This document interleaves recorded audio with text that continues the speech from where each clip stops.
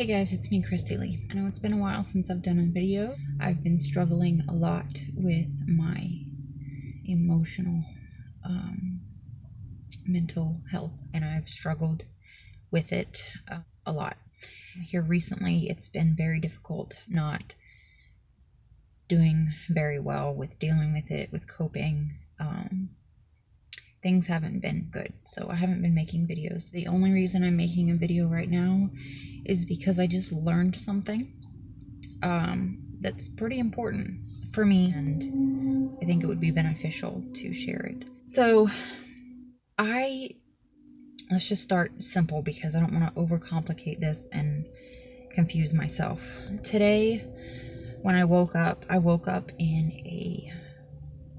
a difficult mood. I was definitely feeling emotional, feeling low, feeling some guilt, some regret, just a lot of the negative things that come along with, depression and anxiety. As the morning progressed, I didn't get any worse, but I didn't feel any better, but I did kind of just, I don't know how else to say it, flatlined, kind of in that somber, melancholy state of mind. And then we went over to Eric's dad's house, his pops, to watch the game. And once the game ended, I had stopped feeling that, and then on the way home I started feeling this really empty kind of feeling, and like feeling like I wasn't good enough for Eric, eventually he's gonna leave me, or like I'm messing him up, like I always destroy my relationships, just going through all these different things. And then, in the half hour it took us to get home, that kind of subsided. And as I'm sitting on the couch, within probably 15 minutes of getting home, I start to feel like a pit in my stomach, and it was so powerful that I was trying to think of anything that I could do to make it go away. I thought about taking a handful of sleeping pills, which sleeping pills, they help me sleep, but they also numb everything. So that's kind of what I've been doing, because it's the only thing I have to make feelings like this go away right now. I haven't admitted that to anybody. Eric knows that I take them from time to time because they do help me sleep. I cannot sleep if I do not have them because my mind will not let me. But I haven't exactly admitted to the fact that I take them in excess because they numb all these feelings. So yeah, I was thinking about taking the pills, and I also literally felt like I wanted to run my head into a wall, to knock myself silly. Anything to stop feeling what I'm feeling. And Eric asked me what was wrong, and I told him I didn't know, and he knows what that means from being with me for 6 years. And I know that he can't stand when I'm in these kinds of moods because it brings him down, which creates the cycle because I know that I'm causing him distress by being distressed myself. So I started to realize today I go through so many different emotions every day, and I can't trust my feelings at all because they change constantly, and it's exhausting and it's confusing, and I can't trust anything that I feel because they're not permanent, they're just this fluid. I just get really tired of not having just a baseline. I just always. So I grabbed my phone and I walked outside to have a cigarette, and I just put into Google, I can't regulate my emotions, I need help. And this article came up. I was diagnosed probably 13 years ago with borderline personality disorder, BPD, but no one ever explained to me what it meant or why I was diagnosed with it. So I've had no idea. The last 13 years, I knew that I was diagnosed, but the one person I talked to about it, my pops, he has a doctor in psychology, but he specializes in marriage and family therapy. And when I told him that I got this diagnosis, he was just like, no, you don't fit that at all. People with that, like, they don't have any sense of boundaries, and they're like odd, like you can tell there's something weird with them, like they just don't quite fit in. And so I just kind of brushed it off. When I saw this article, I started reading it, and it says that people with borderline personality, I'm going to link this article in the description so you can read the full article for yourself, but people with personality disorder, borderline personality disorder, experience intense emotions, and most of the symptoms relate to emotion regulation issues. So I'm like, wow, okay, that makes sense. It says that it affects the ability to understand and accept emotional experiences. This is something that I've dealt with for a long time. Like, people will ask me what I feel or what I felt or what emotions, like, and I've had trouble understanding what exactly it is I'm feeling. I kind of lump them together in either anxiety or depression, or sometimes it just feels like emptiness, or like there's a burning sensation in my stomach. It affects your ability to engage in healthy strategies to manage uncomfortable emotions when necessary. That makes total sense. When I get uncomfortable feelings like this, I do stupid things. In the last 6 years, I've definitely changed the behaviors. In the past, I dealt with these uncomfortable emotions in very, very unhealthy ways. It says it also affects their ability to engage in appropriate behaviors when distressed. So that's kind of the same thing, but yeah, it makes sense. It says people with good emotion regulation skills, they're able to control the urges to engage in impulsive behaviors such as self-harm, reckless behavior, physical aggression, etc. in times of emotional distress.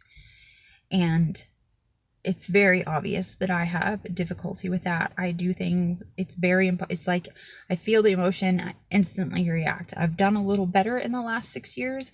6 years ago, there was no pausing to think, there was no thoughts of consequences or anything like that. I immediately went out to try to find something to make it go away. And it gave an example, a person who doesn't have borderline personality disorder, or healthy, they have healthy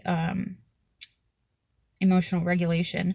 If they go through a breakup, they may feel sad and a bit depressed, but they're able to control their emotions and carry on with their routine or their life. People who have borderline personality and don't have the ability to control or regulate their emotions go through the same thing. They go through a breakup and they become depressed to the point that they are no longer able to function, and then they engage in destructive, violent, or impulsive activities like promiscuity, which was a huge one for me 6 years ago. And then it talks about the diagnosis, quickly changing mood swings and irritability that may interfere with normal activities like working or caring for yourself.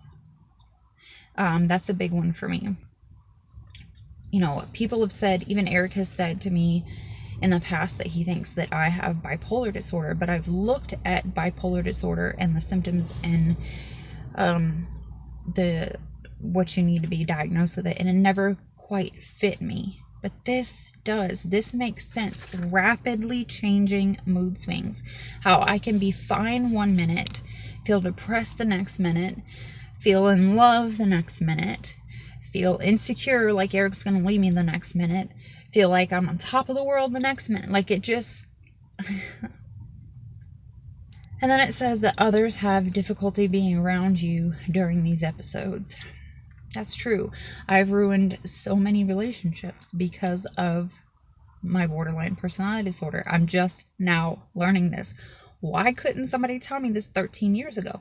Why couldn't they help me get the help 13 years ago so that I wouldn't keep repeating the same stupid cycle over and over again? It says that there's feeling of emptiness, and we engage in activities to try to fill that void. Yes, my entire life I felt empty and lonely and all of these things, and I did everything in my power to find anything to fill the void. I was told in middle school that I was trying to fill a void, but once again, Nobody told me how to change anything. They didn't tell me why. They didn't tell me how I could.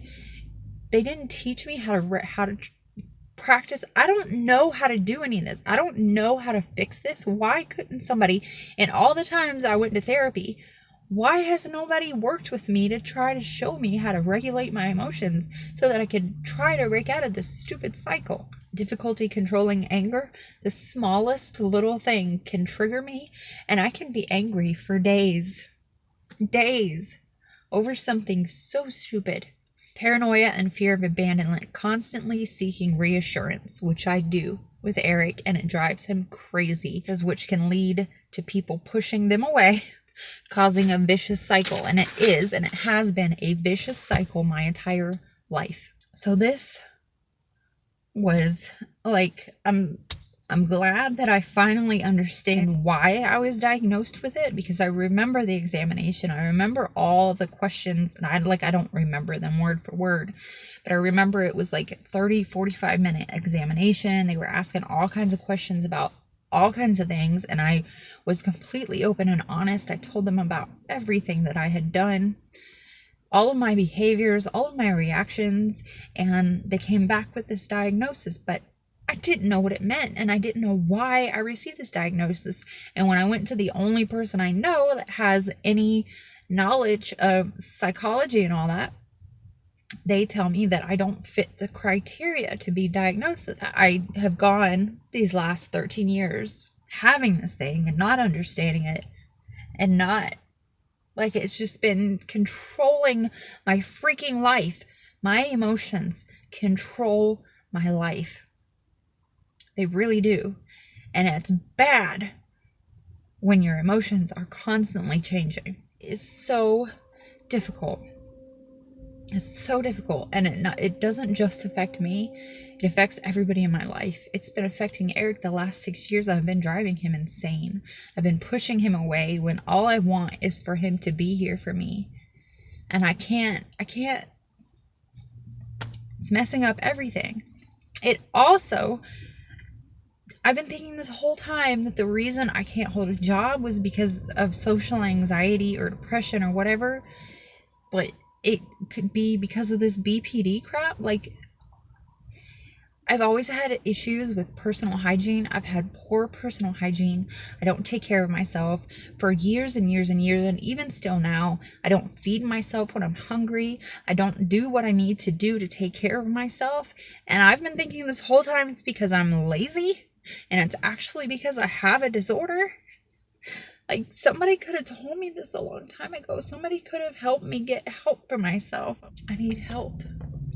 And I don't know how to get it. I don't know what to do. I don't have, part of this issue that I have is that I know I need help. And, people around me are always like, why don't you go get help? Why don't you go get a doctor? Why don't you go get on medication? Why don't you try this?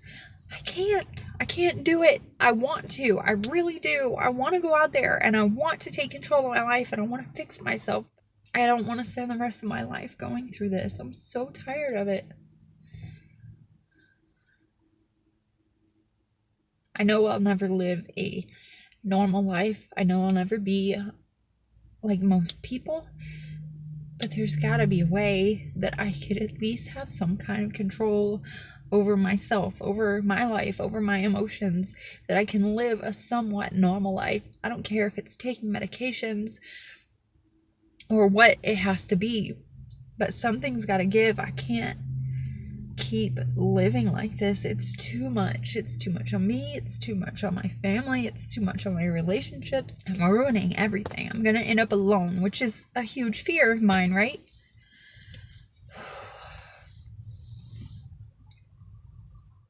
I'm sorry, I did not mean for this to be an emotional video. I've recorded several videos in the month that I've been off of YouTube, and I have not posted any of them because I ended up getting emotional in them, or because I feel like I'm always talking about myself. I don't want people to think that I'm just like this self-obsessed person. I'm just going through a lot, and it's really difficult right now.